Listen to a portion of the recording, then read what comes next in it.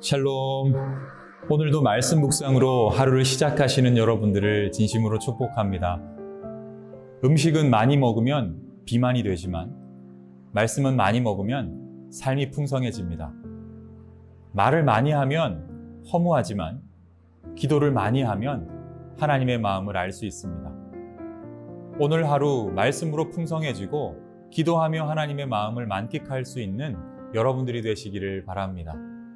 그러면 다 함께 오늘의 말씀을 보도록 하겠습니다. 오늘의 말씀은 하나님의 사람에게 가보자. 사무엘상 9장 1절에서 8절까지입니다. 베냐민 지파에 기스라고 하는 유력한 사람이 있었다. 그의 아버지는 아비엘이고 할아버지는 스롤이고 그 윗대는 베고라시고 그 윗대는 아비아인데 베냐민 사람이다. 그에게는 사울이라고 하는 아들이 있었는데 잘생긴 젊은이였다. 이스라엘 사람들 가운데 그보다 더 잘생긴 사람이 없었고 키도 보통 사람들보다 어깨 위만큼은 더 컸다. 그런데 사울의 아버지 기스는 자기가 기르던 암나귀들 가운데서 몇 마리를 잃고서 자기 아들 사울에게 종을 하나 데리고 가서 암나귀들을 찾아보라고 말하였다. 사울은 종을 데리고 에브라임 산간 지역과 살리사 지방으로 두루 다녀보았으나 찾지 못하였다. 사알림 지방까지 가서 두루 다녀보았으나 거기에도 없었다. 베냐민 지방도 다녀보았으나 거기에서도 찾지 못하였다. 그들이 숲 지방으로 들어섰을 때 사울이 자기가 데리고 다니던 종에게 말하였다. 그만 돌아가자. 아버지께서 암나귀들보다 오히려 우리 걱정을 하시겠다. 그러자 그 종이 그에게 말하였다.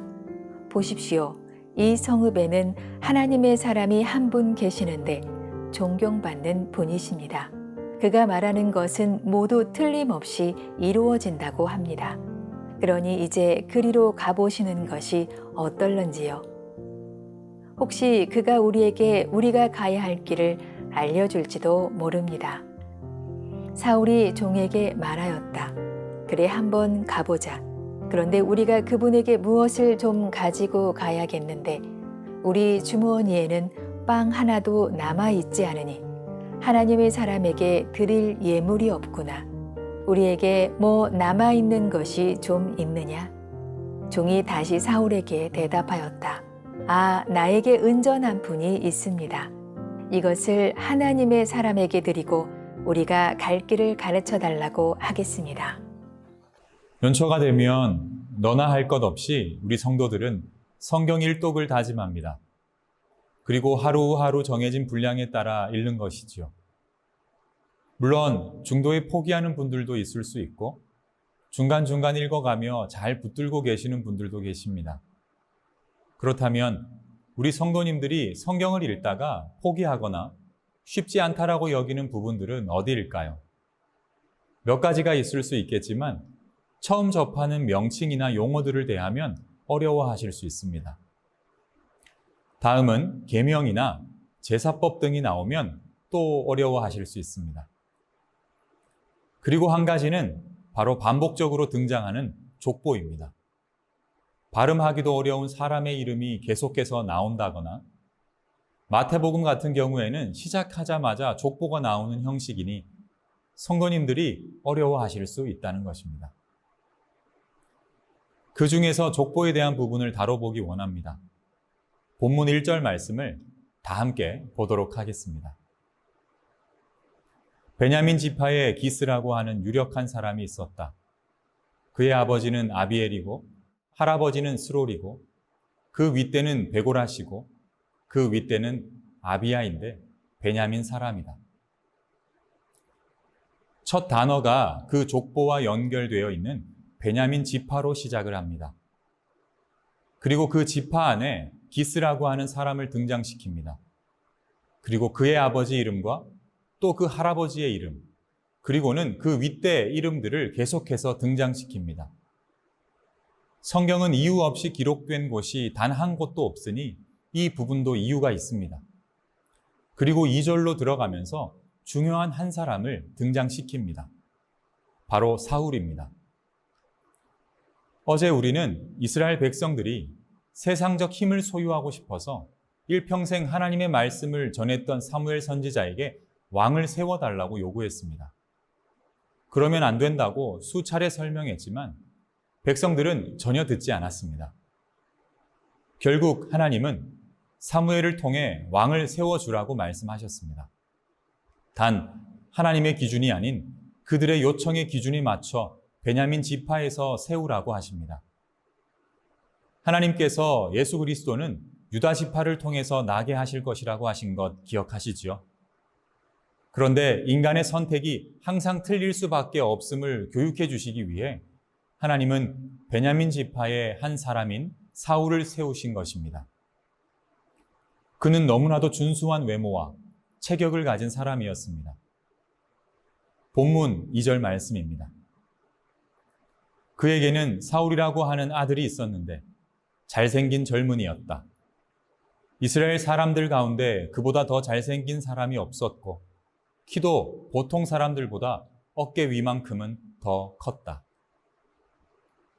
제가 서두에 하나님께서 족보에 대해 기록해 주신 이유가 다 있다고 말씀드렸습니다.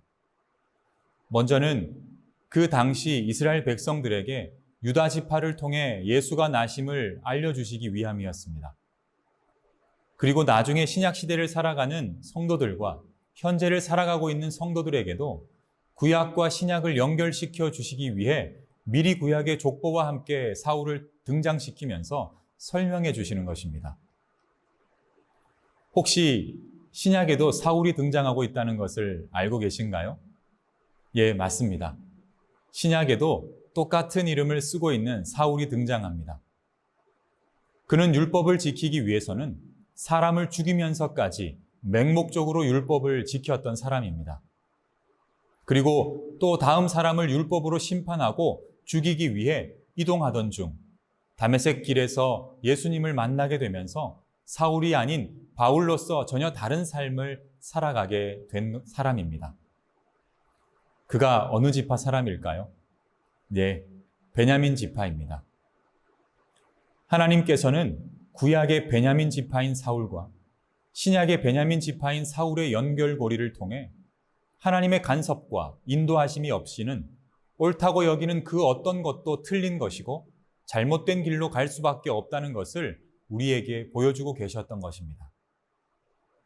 구약 속 사울을 통해 인간이 구상하고 진행하는 모든 것들은 실패로 돌아갈 수밖에 없음을 보여주시며 그 다음 왕인 다윗을 세워주시면서 사울이 아니라 다윗이다라는 것을 보여주시는 것입니다. 다윗은 어느 지파 사람일까요? 예, 유다 지파 사람입니다. 정확히 기록된 말씀 그대로 역사는 흘러가는 것입니다. 신약의 사울도 크게 다르지 않습니다. 그는 예수님을 인격적으로 만나고서 인생이 완전히 달라졌습니다. 그가 철저히 틀렸고 교만하며 자신이 소유한 모든 것들은 예수의 복음 말고는 다 배설물이라고 말하며 유다 지파 자손으로 오신 예수 그리스도만을 높이고 있는 것입니다. 사랑하는 세중앙 가족 여러분, 영적인 의미로 우리가 바로 그 베냐민 지파 사람들입니다. 하나님의 은혜가 없이는 결코 살아갈 수 없는 존재들입니다. 그러니 우리도 내 삶을 돌아보며 하나님의 은혜와 사랑이 없으면 결코 살아갈 수 없다는 것을 고백하고 오늘 하루를 살아갈 수 있었으면 좋겠습니다. 그러면 만나는 모든 것들이 다르게 해석될 것입니다. 다 감사의 제목이 됩니다. 그러면 나의 삶은 항상 복된 삶이 되는 것입니다. 기도함으로 적용하시며 지내시는 그 하루가 오늘이 되시기를 진심으로 소망합니다. 다 함께 기도하겠습니다. 사랑의 아버지 하나님, 오늘도 은혜로 하루를 시작하게 해주셔서 감사를 드립니다. 내가 계획하고 내가 실행하는 것은 모두 틀린 것이라 그렇게 하나님께 고백합니다. 따라서 하나님께서 모든 부분에 있어서 간섭하여 주시고 은혜를 베풀어 주시고 주님의 손길로 인도하여 주셔서 내가 아닌 주님께서 하셨음을 고백하고 살아갈 수 있는 우리 모두가 될 수 있도록 주님께서 함께하여 주시옵소서. 예수님을 인격적으로 만남으로 사울이 바울이 되었던 것처럼 우리도 영적으로 바울과 같은 삶을 살아갈 수 있는 우리 모두가 될 수 있도록 과거의 그 모든 모습들 그리고 우리 인간의 본 모습들은 다 배설물로 여기고 하나님만을 의지하고 살아갈 수 있는 우리 모두가 될 수 있도록 은혜를 베풀어 주시옵소서. 주님 사랑합니다. 모든 말씀 예수님 이름으로 기도합니다. 아멘.